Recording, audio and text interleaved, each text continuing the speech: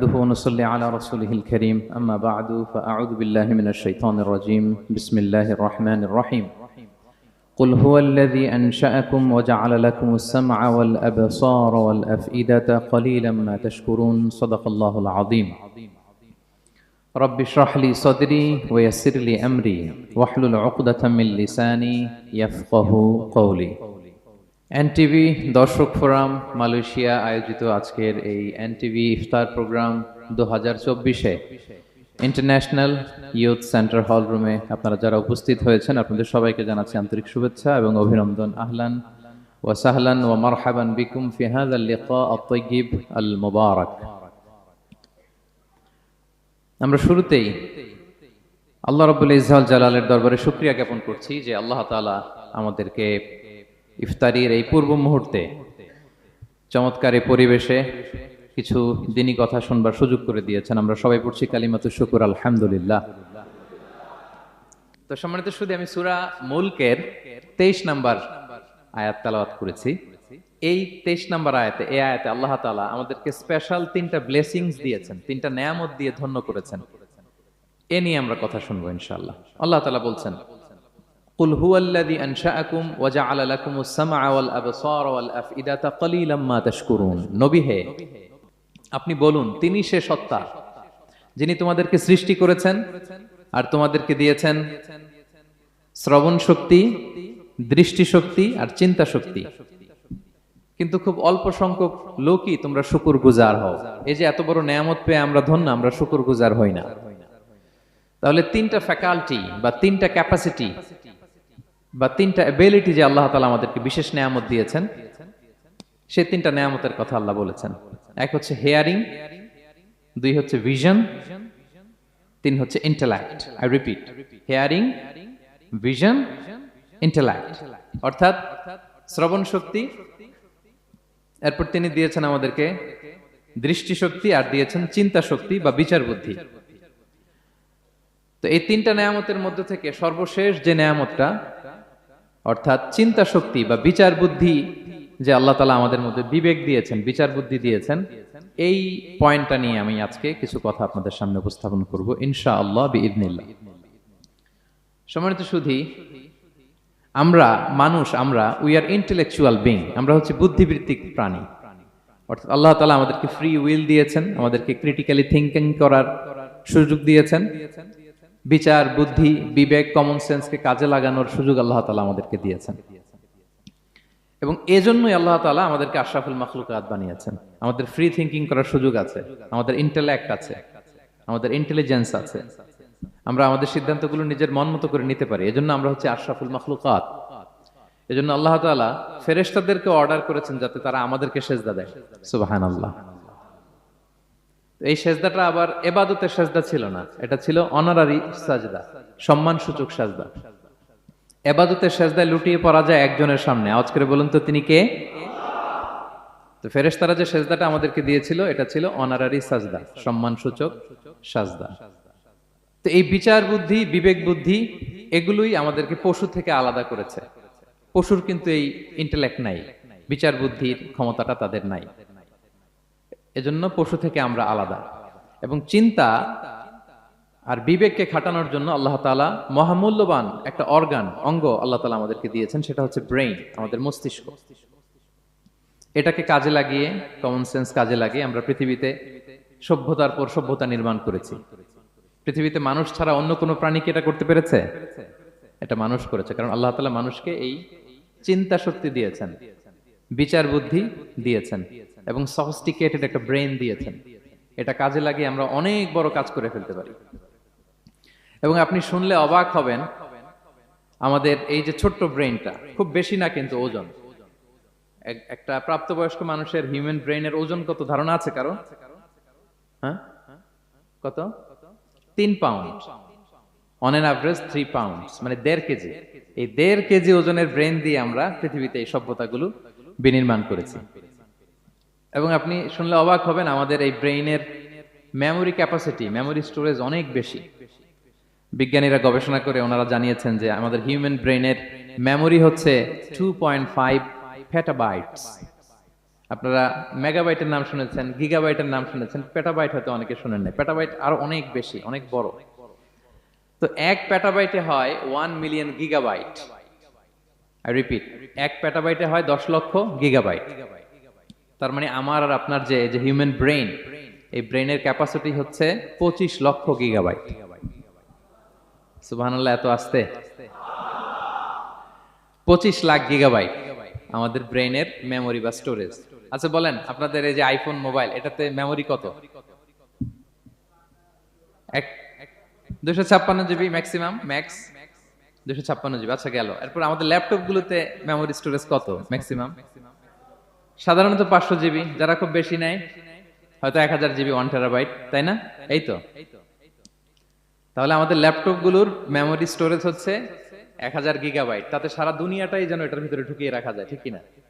কিন্তু আল্লাহ তাআলা আমাদের কিছু দয়া করে ব্রেন দিয়েছেন, এটার মেমোরি ক্যাপাসিটি হচ্ছে 25 লক্ষ গিগাবাইট। আল্লাহু আকবার।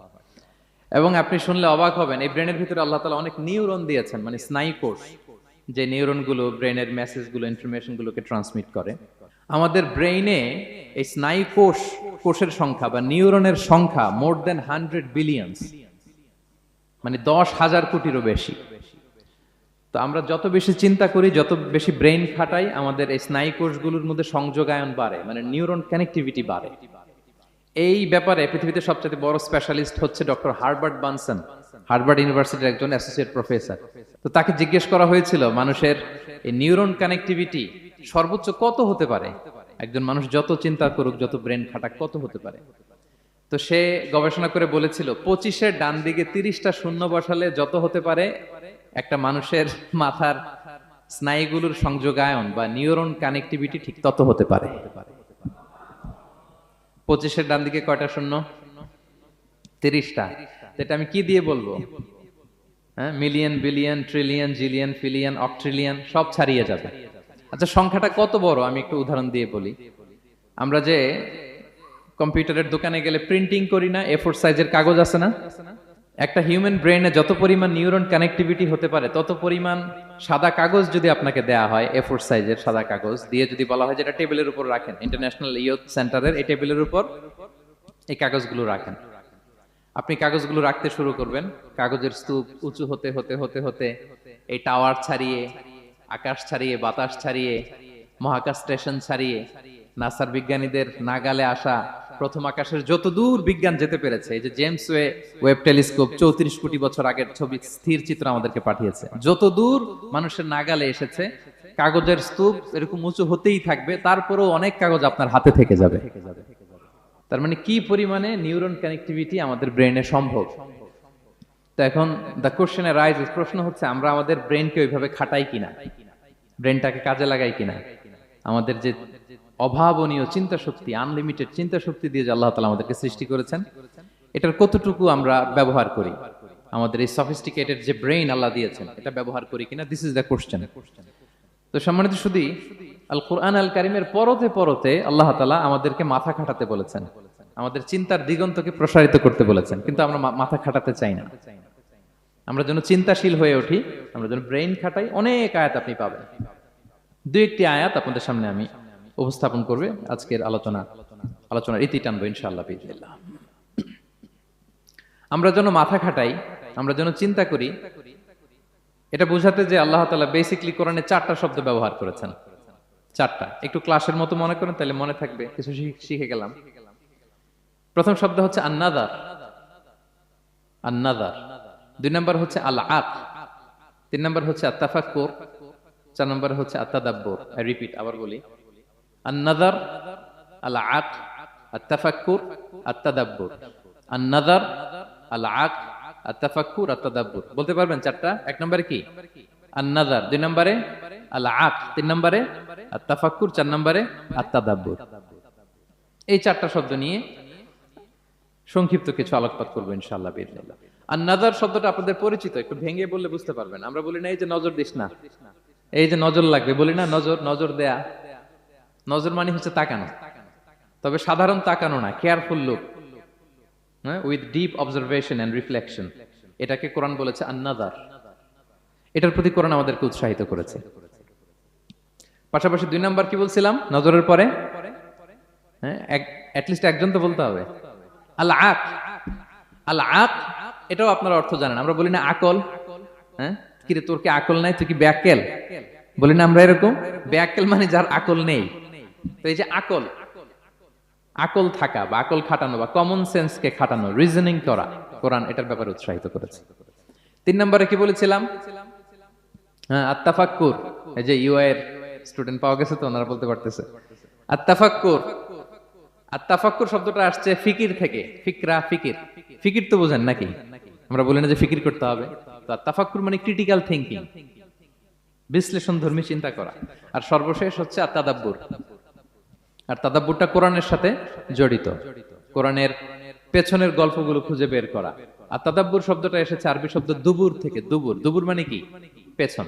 তো কোরআনের কোন একটা আয়াতের পেছনের গল্পটা কি, পেছনের রহস্যটা কি, এর নেপথ্যে কি, এর গুরু রহস্য কি, এটাকে বের করা। এই 4টা ব্যাপারে কোরআন অনেক এমফাসাইজ করেছে। তো এই 4টা নিয়ে আমরা কথা বলি। প্রথমে কি বলেছিলাম? প্রথম শব্দটা আন-নাযার। সবাই বলেন তো প্রথম শব্দটা কি? আন-নাযার। নজর মানে কি?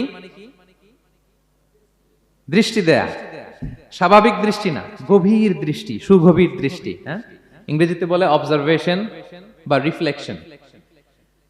তা আমরা যেন শুধু ফেল ফেল করে তাকিয়ে না থাকি। আল্লাহ বলেছে তাকালে তাকানোর মতো তাকাবা, গভীর দৃষ্টি দিবা। আল্লাহ বলেন আফালা ইয়ানজুরুনা ইলাল ইবিলি কাইফা খুলিকাত ওয়া ইলাস সামাই কাইফা রুফিআত ওয়া ইলাল জিবালি কাইফা নুসিবাত ওয়া ইলাল আরদি কাইফা সুতিহাত। আল্লাহ বলেন ওরা কি নজর দেয় না? আফালা ইয়ানজুরুনা, নজর থেকে ইয়ানজুরুনা ইলাল ইবিলি, ওরা কি উটের দিকে তাকায় না? Don't they see to the camels how masterfully they were created? হ্যাঁ, তারা কি উটের দিকে তাকায় না কিভাবে উটকে সৃষ্টি করেছি? তারা কি আকাশের দিকে তাকায় না খুঁটিবিহীন বিশাল আকাশকে কেমন করে বানালাম? তারা কি পাহাড়ের দিকে তাকায় না কিভাবে পাহাড়কে ফার্মলি সেট করা হলো পৃথিবীর সাথে? তারা কি জমিনের দিকে তাকায় না কিভাবে জমিনটাকে বিস্তীর্ণ করে দেয়া হয়েছে? তো এই 4টা কথা আল্লাহ বললেন। রাসূল সাল্লাল্লাহু আলাইহি ওয়াসাল্লাম যখন মক্কার কুরাইশদেরকে তাওহীদ, রিসালাত, আখিরাতের দাওয়াত দিচ্ছিল, তারা এই দাওয়াতকে প্রত্যাখ্যান করলো, তারা মানছে না। তো তখন আল্লাহ তাআলা এই আয়াত নাজিল করে বললেন আফালা ইয়ানজুরুনা ইলাল ইবিলি কাইফা খুলিকাত। মক্কার কুরাইশরা কি উটের দিকে তাকায় না? উটকে কিভাবে আমি তৈরি করলাম এটা একটু দেখতে পারে না ওরা? আরে উটের দিকে তাকালেই তো ওরা উটের মালিক আমি আল্লাহরে খুঁজে পাবে। কারণ কুরাইশরা ছিল কোরআনের প্রাইমারি অডিয়েন্স, যদিও কোরআন সবার জন্য এসেছে। তো আল্লাহ বললেন আফালা ইয়ানজুরুনা ইলাল ইবিলি কাইফা খুলিকাত, ওরা কি উটের দিকে তাকায় না? উট দেখার জন্য তো ওদের চিড়িয়াখানায় যাওয়া লাগবে না, অথবা মক্কার কুরাইশদের চায়নাতেও যাওয়া লাগবে না, কারণ উট তো ওদের গৃহপালিত প্রাণী, ঠিক কিনা? ঘরে ঘরে আরব দেশে উট আছে না নাই? আছে। তো উটের দিকে তাকায় না। সম্মানিত সুধী, উটের কথা আল্লাহ কেন বললেন? কুরাইশদেরকে উটের কথা বললেন এজন্য, উট হচ্ছে এমন আজীব একটা প্রাণী যেটা প্রাণী বিজ্ঞানীদেরকে হয়রান করে দিয়েছে। আল্লাহু আকবার, আপনি অবাক হবেন উটের যে ফিচার আল্লাহ তাআলা দিয়েছেন। মক্কার লোকেরা উটের গোশত খাইতো, উটের দুধ খাইতো, উটের চামড়া দিয়ে দ্য ফাইনেস্ট লেদার, দামি লেদার তারা বানাতো। উটের উপর মাল নিয়ে বোঝাই করে মরুভূমি এক প্রান্ত থেকে আরেক প্রান্তে পাড়ি দিত, নিজেরা উটের উপর রাইডিং করত। এবং উট হচ্ছে এমন প্রাণী যেটা একসাথে 1 মাস না খেয়ে বেঁচে থাকতে পারে। 1 মাস পানিও খাওয়া লাগবে না, খাবারও খাওয়া লাগবে না। সুবহানাল্লাহ পড়বেন না? এট এ টাইমে একটা উট, প্রাপ্তবয়স্ক একটা উট একসাথে 200 লিটার পানি খেয়ে ফেলতে পারে। এবং উটের পেটের ভিতরে একটা স্পেশাল ওয়াটার চেম্বার আছে, ওই চেম্বারে রেখে দেয়, খেয়ে ওইটারে পাঠায় দেয় না ওদের কিডনিতে। 200 লিটার পানি একবারে খেয়ে স্পেশাল চেম্বারে রেখে দেয়, যখন লাগবে ওইখান থেকে নিয়ে নিয়ে বেঁচে থাকে। 1 মাস না খেয়ে বেঁচে থাকে কি করে? উটের পিঠে দেখবেন একটা কুজ আছে, একটা উঁচু উটকে যদি কল্পনা করেন, উপরে একটা কুজ আছে না, এই পুরো কুজটা হচ্ছে চর্বির আধার। তো ওটের যখন খাবার থাকে না মরুভূমিতে, মাসের পর মাস যখন চলে, ওই চর্বি থেকে এনার্জি নিয়ে সে মরুভূমিতে চলে, সে না খেয়েও বাঁচতে পারে। আমাদের চোখের মধ্যে যেমনি একটা পাপড়ি, এরকম এক পাপড়ি দিয়ে উটকে আল্লাহ বানায় নাই, ডবল লেয়ারের পাপড়ি দিয়েছে। কারণ মরুভূমির মধ্যে চলতে পথে লু হাওয়া থাকবে, মরুভূমির সাইমুম, বালুর ঝড়, এই ঝড় মোকাবেলার জন্য, লু হাওয়া মোকাবেলার জন্য ডবল লেয়ারের চোখের পর্দা। একটা পর্দা ফেলে রাখে আর একটা খুলে সে হাঁটতে থাকে, তার কিছুই হয় না। সুবহানাল্লাহ। আমাদের 98 ডিগ্রি ফারেনহাইটে স্বাভাবিক তাপমাত্রা, তাই না? 99 ডিগ্রি হলে আমাদের জ্বর, 100 ডিগ্রি হলে জ্বর, 101, 102 সর্বোচ্চ আমরা সহ্য করতে পারি। এর বেশি যদি হয়, 103 ডিগ্রি হলে বেহুশ হয়ে যায় মানুষ। 4 ডিগ্রি হলে আমাদের দেহের ভেতরে যে কোষগুলো আছে এগুলো মরে যায়।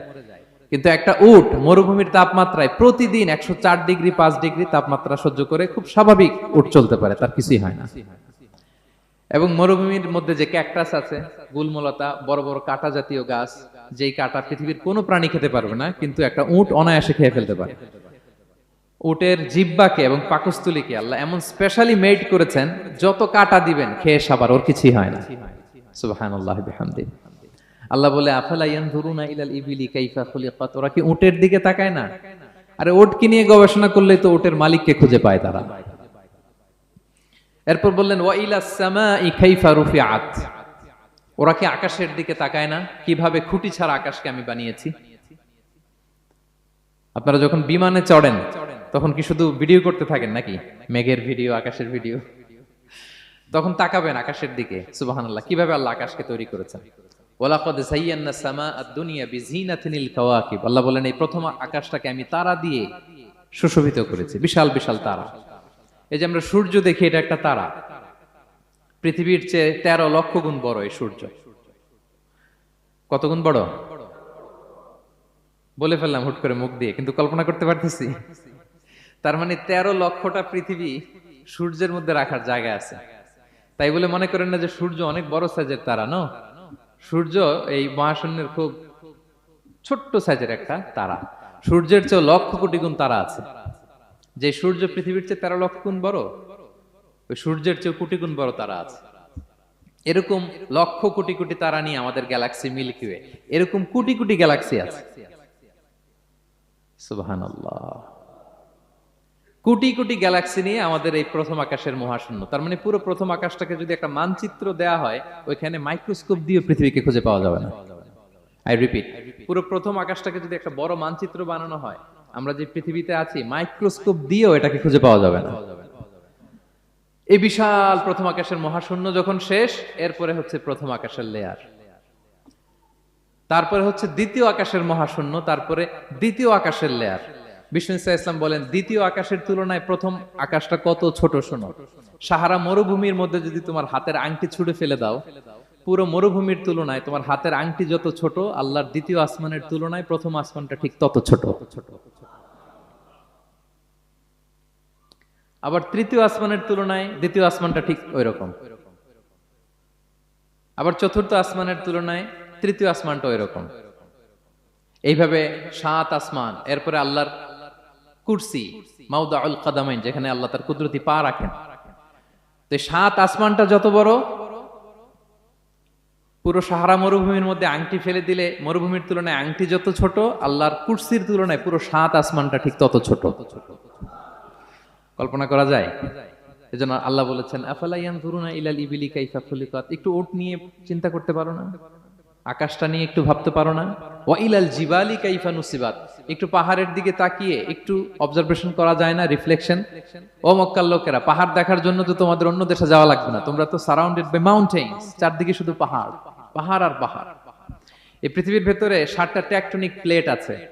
এই 7 tectonic plates creates the mountain range on earth. পৃথিবীর মধ্যে মাউন্টেন এভাবেই হয়েছে। বিগ ব্যাং এর মহাবিস্ফোরণের পরে এই প্লেটগুলো যখন কোলাপস করলো, মাঝখানের জায়গা উঁচু হয়ে গেল, দ্যাট ইজ মাউন্টেন। এটাই মাউন্টেন। আমেরিকার আলাস্কা একটা জায়গা আছে, পৃথিবীর সবচেয়ে বড় মাউন্টেন রেঞ্জ। এটা লম্বায় প্রায় 2000 কিলোমিটার লম্বা একটা পাহাড়। ইউরোপের সবচেয়ে বড় পাহাড় হচ্ছে আল্পস পর্বতমালা, ওটা লম্বায় 1200 কিলোমিটার। কল্পনা করতে পারেন, একটা পাহাড় 1200 কিলোমিটার লম্বা। আর সবচেয়ে উঁচু যে পর্বত শৃঙ্গ মাউন্ট এভারেস্ট 29,035 ফিট। আর মিটার দিয়ে চিন্তা করলে 8,850 মিটার। আল্লাহ পাহাড়কে কোরআনে বলেছেন, পেরেকের সাথে তুলনা দিয়েছেন। আল্লাহ তাআলা বলেছেন, ওয়াজআলনাল জিবালা আওতাদা, আমি এই পাহাড়গুলোকে আল্পস পর্বতমালা, আলাস্কা পর্বতমালা, মাউন্ট এভারেস্ট, এগুলোকে পেরেকের মতো বানিয়েছি। কিসের মতো? আচ্ছা, যদি আমার কথা বুঝে থাকেন তাহলে উত্তর দেন। আমরা পেরেক যখন কাঠের মধ্যে ঠুকি, তখন পুরো পেরেকটা কাঠের ভিতরে ঢুকে যায় না? উপরে দেখা যায় কতটুকু? হাতুড়ি দিয়ে একটা পেরেক যখন আমি একটা কাঠের ভিতরে ঢুকাই দিলাম, ঠুকে দিলাম, এরপরে কি পুরা পেরেকটা দেখা যায়? আর কতটুকু দেখা যায়? সামান্য মাথাটা। তো পুরা পেরেক গেল কই? ভিতরে। তা আল্লাহ পাহাড়গুলোকে পেরেকের সাথে তুলনা করেছেন। তার মানে পাহাড় যতটুকু আপনি দেখেন এটা পাহাড়ের মাথা, এর পুরো অংশটা মাটির ভিতরে। 29,035 ফিট মাউন্ট এভারেস্ট যেটা, এটার কমপক্ষে 10 গুণ এটা মাটির ভিতরে আছে। আলাস্কা পর্বতমালা বাইরে যদ্দূর, 10 গুণ ভিতরে। আলস পর্বতমালা বাইরে যদ্দূর, 10 গুণ ভিতরে। তুর পাহাড় বাইরে যদ্দূর, 10 গুণ তার ভিতরে। আল্লাহু আকবার। এজন্য আল্লাহ বলেন ওয়াইলাল জিবালি কাইফা নুসিবাত, ওরা কি পাহাড়ের দিকে তাকায় না কিভাবে এই পাহাড়গুলোকে আমি তৈরি করেছি। আল্লাহ যখন এই পৃথিবী সৃষ্টি করলেন, পৃথিবীর মধ্যে ভাইব্রেশন হচ্ছিল, কাঁপাকাঁপি, কাঁপছিল পৃথিবী। আল্লাহ পৃথিবীর কাঁপাকাঁপি বন্ধ করার জন্য এই পেরেকের মতো পাহাড়গুলোকে পৃথিবীতে ঠুকে দিলেন, কাঁপাকাঁপি বন্ধ হয়ে গেল। এই দৃশ্য দেখে ফেরেশতারা বলে ইয়া রাব হাল মিন খালকিকা আশাদ্দু আলাল জিবাল, আল্লাহ পাহাড়ের এত শক্তি, পৃথিবী কাঁপতেছিল, পাহাড় আপনি ঠুকে দিলেন, পৃথিবীর কাঁপাকাঁপি বন্ধ হয়ে গেল। আপনার সৃষ্টির মধ্যে পাহাড়ের চেয়ে শক্তিশালী কিছু আছে? আল্লাহ বললেন আছে। সেটা কি? আল হাদিদ। আল্লাহ বললেন সেটা লোহা, কারণ লোহা দিয়ে পাহাড় কাটা যায়, ঠিক কিনা? লোহার কথা শুনে ফেরেশতারা অবাক, লোহা পাহাড়ের চেয়ে শক্তিশালী? ফেরেশতারা প্রশ্ন করলো ইয়া রাব্বি হাল মিন খালকিকা আশাদ্দু মিনাল হাদিদ, তাহলে আপনার সৃষ্টির মধ্যে লোহার চেয়ে শক্তিশালী কিছু আছে?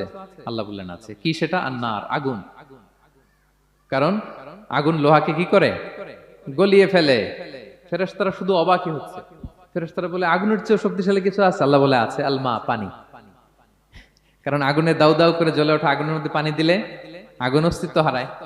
ফেরেশতারা শুধু অবাকই হচ্ছে। তারা বলে তাহলে পানির চেয়ে শক্তিশালী কিছু আছে? আল্লাহ বলেন আছে। আর রিহ, বাতাস।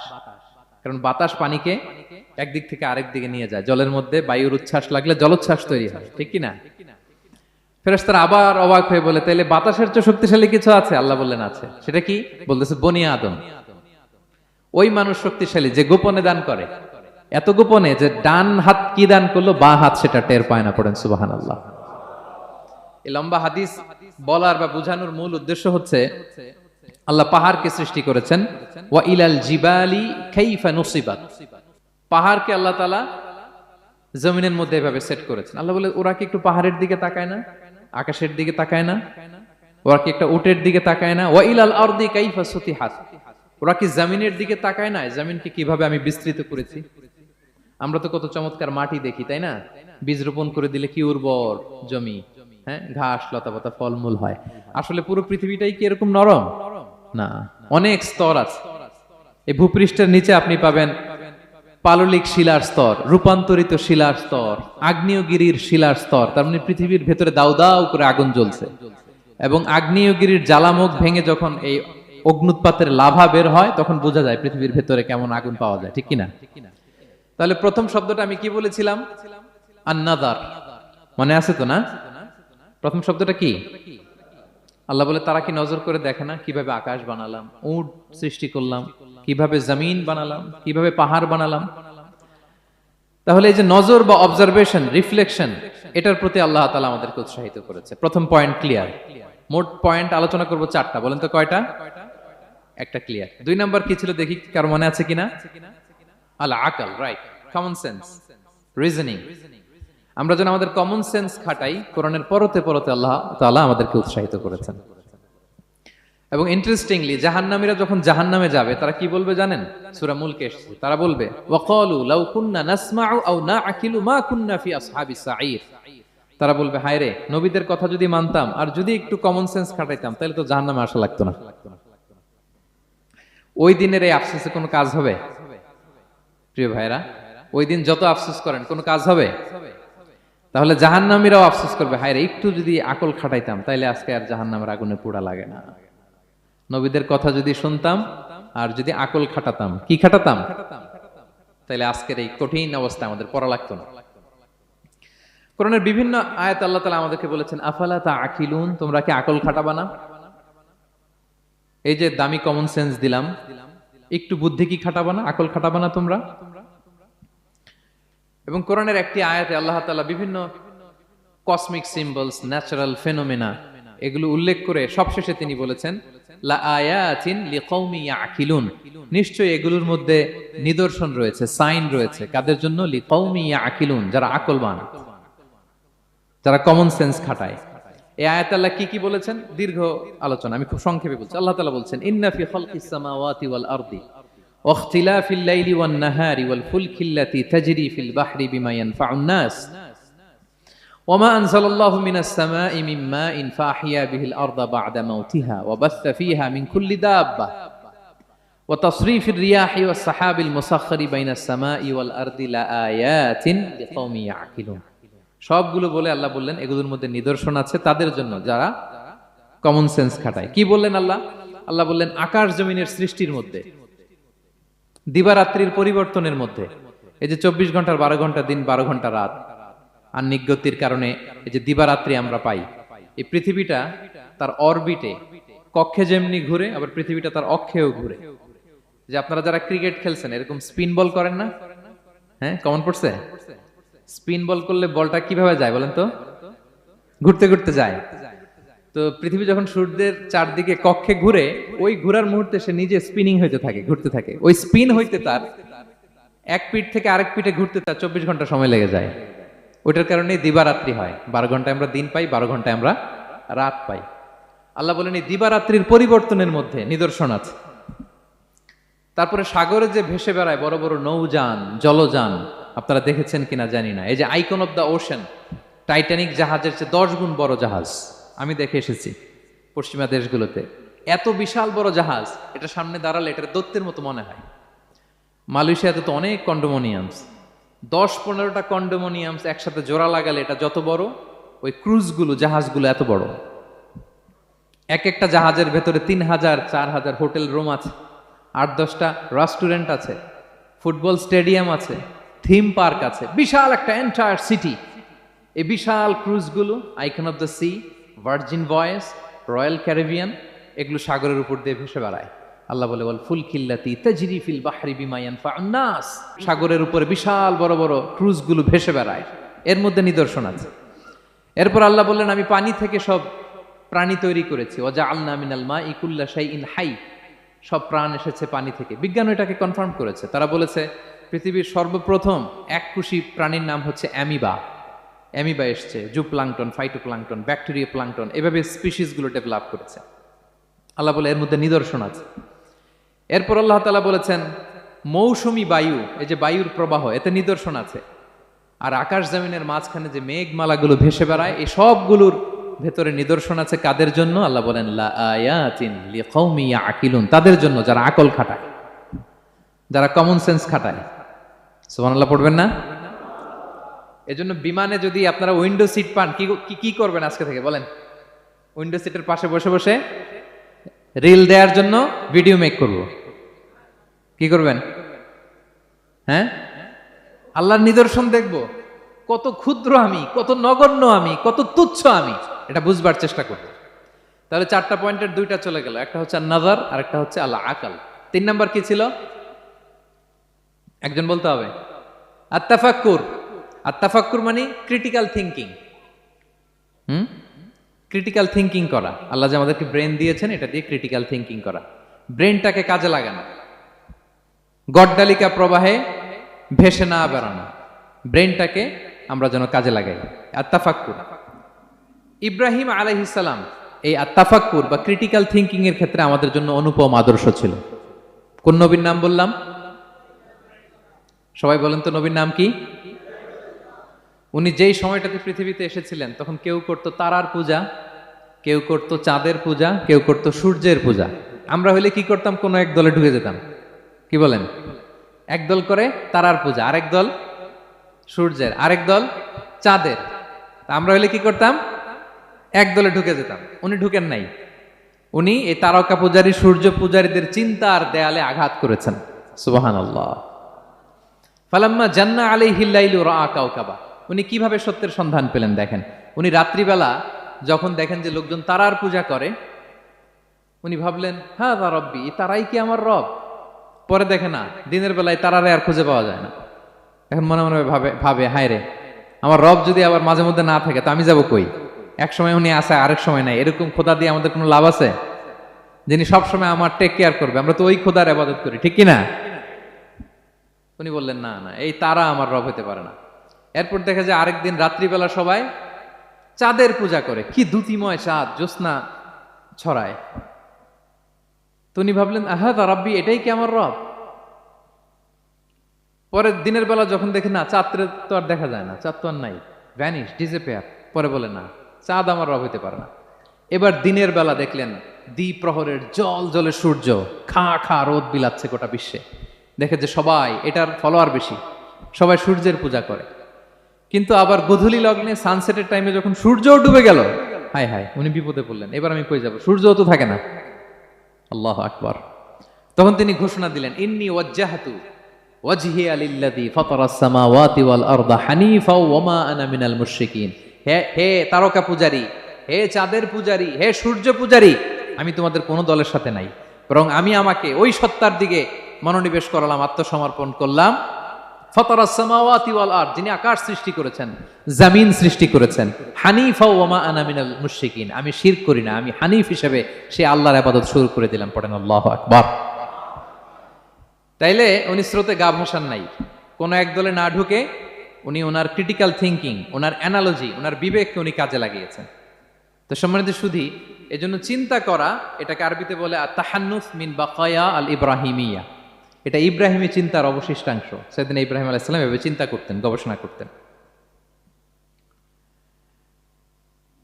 সূরাতুন নাহলে আল্লাহ তাআলা মৌমাছি কিভাবে মধু সংগ্রহ করে এই ইনফরমেশনটা যখন আমাদের সামনে পেশ করলেন, এই আয়াতের শেষেও তিনি একই কথা বললেন, ইন্না ফি যালিকা লাআয়াতান লিকাউমি ইয়াতাফাক্কারুন। নিশ্চয় এর মধ্যে যারা চিন্তাশীল তাদের জন্য নিদর্শন আছে। মৌমাছি যে মধু সংগ্রহ করে, আপনারা মৌচাক দেখছেন? কে কে দেখি মৌচাক দেখছেন? মাশাআল্লাহ। আচ্ছা, ঠিক আছে। রাসূল সাল্লাল্লাহু আলাইহি ওয়াসাল্লাম মধু বড্ড পছন্দ করতেন। পিওর হানি, দুর্গন্ধওয়ালা হানি তিনি খেতেন না, পিওর হানি খাবেন, খুবই এনার্জেটিক। এবং কোরআনে মাত্র দুইটা জিনিসকে শেফা বলা হয়েছে, এক হচ্ছে কোরআনকে বলা হয়েছে শেফা, আর এই মধুকে বলা হয়েছে শেফা। সুবহানাল্লাহ। আল্লাহ তাআলা বললেন, ওয়া আওহা রাব্বুকা ইলান নাহলি আনিত্তাখিযি মিনাল জিবালি বুয়ুতা ওয়া মিনাশ শাজারি ওয়া মিম্মা ইয়ারিশুন। আল্লাহ তাআলা মৌমাছিকে শিখাই দিলেন কিভাবে মৌচাক বাঁধতে হবে। এবং আল্লাহ বললেন, ইত্তাখিযি মিনাল জিবালি বুয়ুতা, তোমরা পাহাড়ে মৌচাক বাঁধো, ওয়া মিনাশ শাজার, গাছের মগ ডালে বাঁধো, অথবা উঁচু মাচার উপরে বাঁধো, যাতে গ্রামের ছোট্ট ছেলেরা ঢিল মারতে না পারে। মৌচাক যারা দেখছেন, এটা কি নিচু নিচু জায়গায় মৌমাছির মৌচাক হয় না, উঁচু একেবারে মগ ডালে। এটা মৌমাছিরা শিখাই দিছে কে?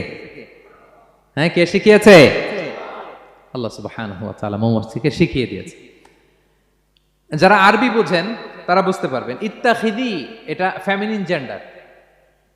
তার মানে আল্লাহ যা অর্ডার করেছেন, এটা পুরুষ মৌমাছিকে অর্ডার করেন নাই, নারী মৌমাছিকে। তো গবেষণায় দেখা গিয়েছে পুরো মৌচাকের বাসাটাকে এখানে যে লিডারশিপ বহন করে, এটা কোনো পুরুষ মৌমাছি না, এটা নারী মৌমাছি। সুবহানাল্লাহ। এবং তিন ধরনের মৌমাছি থাকে, একটা হচ্ছে কুইন বি, রানী মৌমাছি, আরেকটা হচ্ছে মেল বি, এরা বংশ বিস্তার করে, আরেকটা হচ্ছে ওয়ার্কার বি, এরা এই মধু আনা নেওয়া করে। তা আল্লাহ এদেরকে বললেন, কুলি মিন কুল্লি সামারাত, এই মৌমাছি তোমরা আশেপাশের সব সুন্দর সুন্দর ফুল থেকে, ফল থেকে, ফ্লাওয়ার নেকটার্স, পুষ্প রস সংগ্রহ করে নিয়ে আসো।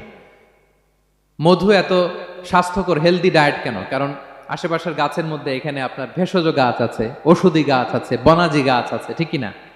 তো মৌমাছিগুলো সেখান থেকে ফ্লাওয়ার নেকটার্স, পুষ্প রস সংগ্রহ করে আবার চলে আসে। এবং আল্লাহ বললেন, ফাসলুকি সুবুলা রব্বিকি যুলুলা, পথ ভুলে যাও না, যেই পথে গেছো ওই পথে ফিরে আসো। একটা মৌমাছি মৌচাক থেকে প্রায় 10 কিলোমিটার দূরেও অনেক সময় চলে যায়, আবার 10 কিলোমিটার পথ চিনে আবার মৌচাকে এটার ফিরায় আনে কে? এই পুরো মেকানিজমটা নিয়ে গবেষণা করে অস্ট্রিয়ান একজন সায়েন্টিস্ট, তার নাম হচ্ছে কার্ল ব্রনফেশ, সে একটা বই লিখেছে, দ্য ডান্সিং বিজ, এবং এই বই লিখে সে নোবেল লরেট হয়েছে, নোবেল প্রাইজ পেয়েছে। আমরা তো মধু পাইয়া হাতের তালুর মধ্যে নিয়ে জিহ্বা দিয়ে চাটি, আমাদের তো আর ব্রেন খাটানোর ওই সময় নাই। ওই কার্ল ভন ফ্রেশ, সে এই মৌমাছি নিয়ে গবেষণা করে নোবেল প্রাইজ পেয়েছে, আর আমরা মাথা খাটাইতে পারলাম না। তো সে গবেষণা করে পেয়েছে, মানে কোরআনের আয়াত যা যা বলেছে সে তাই পেয়েছে। মৌমাছি ওখান থেকে ফুলের পুষ্পরস, ফ্লাওয়ার নেকটার্স এনেই কিন্তু মৌচাকে রাখে না, ওইটারে সে খেয়ে ফেলে। এবং সে গবেষণা করে পেয়েছে এক একটা মৌমাছির 2টা স্টোমাক, 2টা পাকস্থলী। একটা পাকস্থলীতে সে নিজের খাবার দাবার খায়, আরেকটা পাকস্থলীতে এই পুষ্পরস, ফ্লাওয়ার নেকটার্স গুলা সে রাখে। সেখানে আল্লাহ তাআলা একটা স্পেশাল এনজাইম দিয়ে ওইটাকে প্রিজার্ভ করে, প্রত্যেকটা মৌমাছির নিচে একটা টিউব আছে, সেই টিউব দিয়ে নল দিয়ে মৌচাকে যে ওই মধুগুলো রেখে আসে। পড়েন সুবহানাল্লাহ। এবং এই মধুর ভেতরে আল্লাহ তাআলা ন্যাচারাল অ্যান্টিসেপটিক রেখেছেন, এটার নাম প্রপোলিস। দ্বিতীয় বিশ্বযুদ্ধে রাশিয়ান সোলজাররা তারা আহত হলে তারা অ্যান্টিসেপটিক কিনে লাগাতো না, তারা মধু লাগায় দিত, আর আহত সোলজার তারা মুহূর্তে সুস্থ হয়ে যেত। যাদের বাতের ব্যথা আছে, বাতের ব্যথা আছে না অনেক মুরব্বীদের, ওই বাতের ব্যথার মধ্যে যদি মৌমাছির হুল ফুটাই দিতে পারেন, একদিনের মধ্যে বাতের ব্যথা ভালো হয়ে যাবে। সাময়িক হয়তো ব্যথা পাবে, মৌমাছি যখন কামড় দেয় ব্যথা লাগে না, নাকি আরাম লাগে? কামড় খাইছেন মৌমাছির কখনো? হ্যাঁ। তো বাতের ব্যথার মধ্যে আপনি মৌমাছির হুল ফুটাই দিলে আর ব্যথা নাই। সুবহানাল্লাহ বিহামদি। মুখতালিফুন আলওয়ানু, বিভিন্ন ধরনের ক্রিম হানি, হোয়াইট হানি, ইয়েলো হানি, ব্ল্যাক হানি, নানা ধরনের হানি আল্লাহ তাআলা এইভাবে প্রিজার্ভ করেছেন মৌমাছির মধ্য দিয়ে। আল্লাহ বলেন এই যে এতগুলো মৌমাছি পুষ্প রস এনে মৌচাকের মধ্যে রসগুলো রাখে, মধু তৈরি হয়। আল্লাহ বলেন ইন্না ফি যালিকা লাআয়াতান লিকওমি ইয়াতাফাক্কারুন, নিশ্চয় এর মধ্যে আল্লাহ তাআলা চিন্তাশীলদের জন্য নিদর্শন রেখেছেন। যারা চিন্তা করে, তারা হাতের তালুতে শুধু জিহ্বা দিয়ে চেটে চেটে খায় না, তারা ভাবে কোত্থেকে আসলো এই মধু, কিভাবে মৌমাছিগুলো যায়, কিভাবে ফিরে আসে। তাহলে বলেন তো আমাদের চিন্তাশীলতার দরকার আছে না নাই?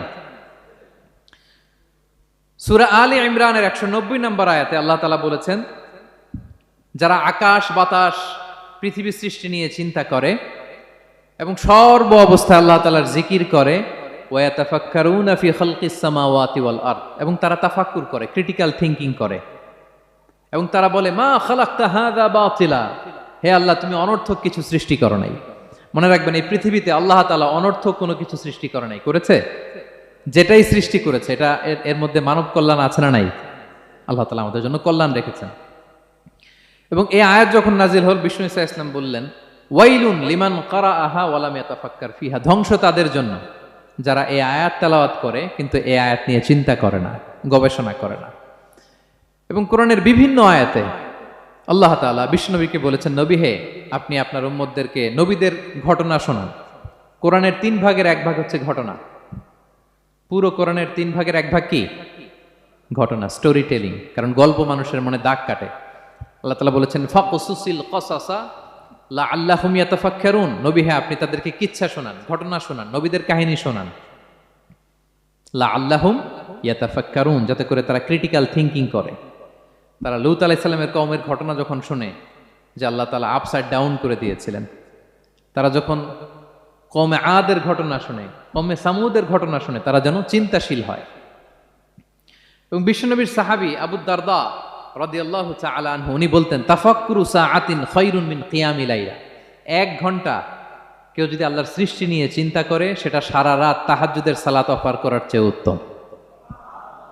আমরা অনেকে মনে করি শুধু তাসবিহ পড়াই ইবাদত, জিকির করাই ইবাদত, শুধু কোরআন তেলাওয়াতই মনে হয় ইবাদত, শুধু কিয়ামুল লাইল করাই ইবাদত। কিন্তু বিশ্বনবীর সাহাবী যিনি ইসলাম আমাদের চেয়ে ঢের বেশি বুঝেছেন, তিনি বলেন আল্লাহর এই সৃষ্টি শৈলী, এই সৃষ্টি নৈপুণ্য নিয়ে 1 ঘন্টা চিন্তা করা, ক্রিটিক্যাল থিংকিং করা, সারা রাত নফল তাহাজ্জুদের চেয়েও সেরা।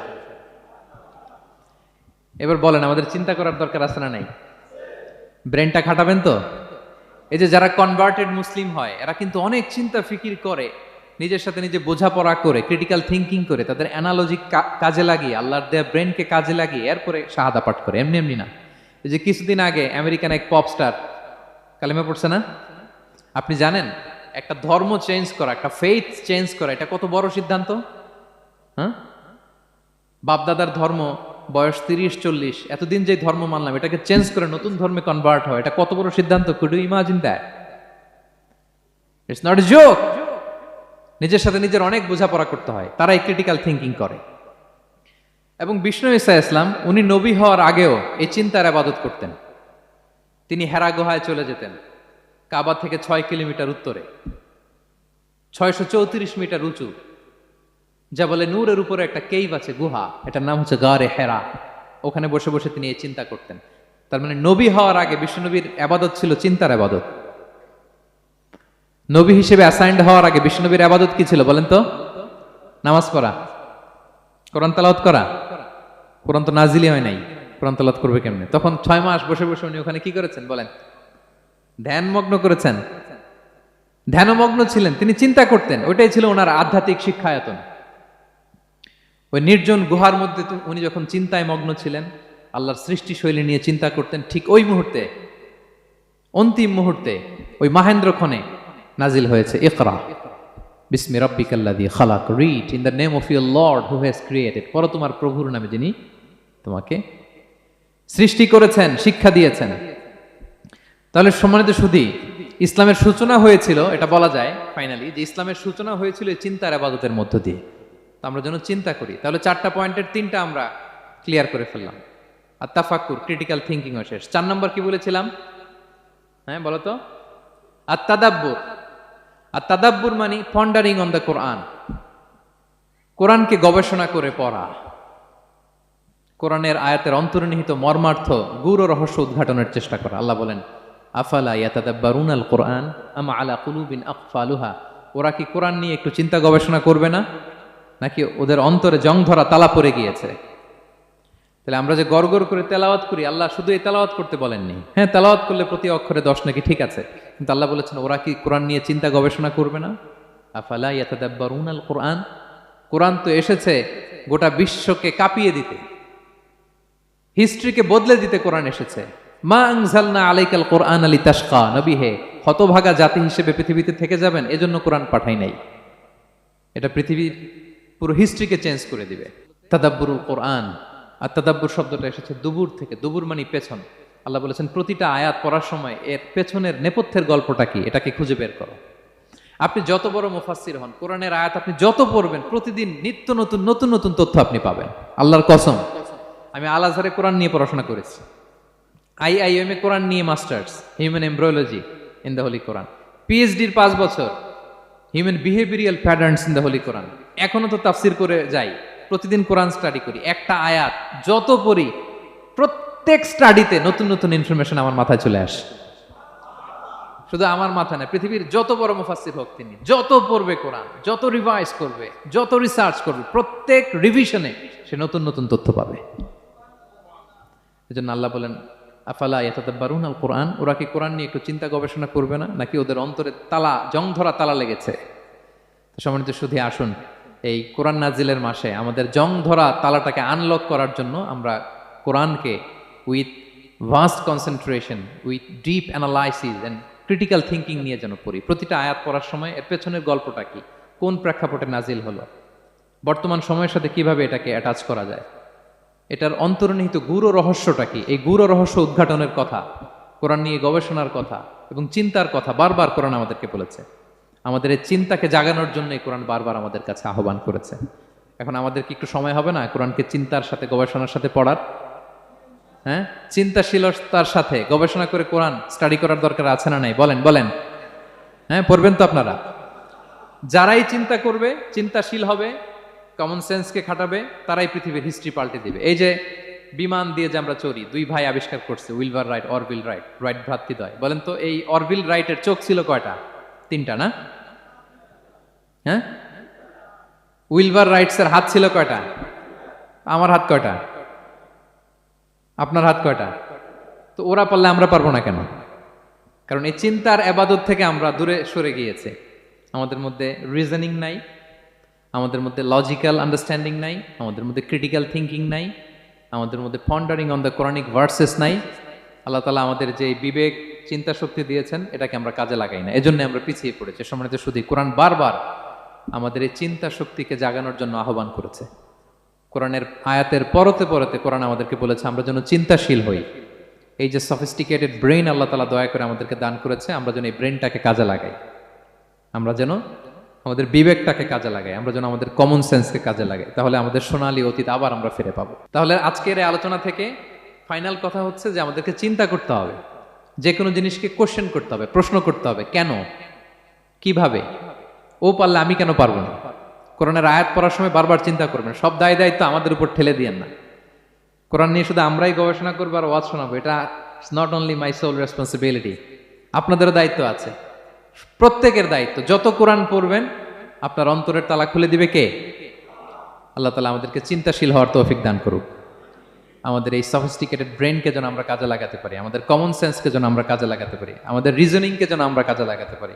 ইব্রাহিম আলাইহিস সালামের মতো গদ বাঁধা গড্ডালিকা প্রবাহে গা ভাসিয়ে না দিয়ে আমরা যেন প্রশ্ন করতে পারি, আমরা যেন বিবেককে কাজে লাগাই। আল্লাহ তাআলা আমাদের সবাইকে কথাগুলো বোঝার ও আমল করার তৌফিক দান করুক।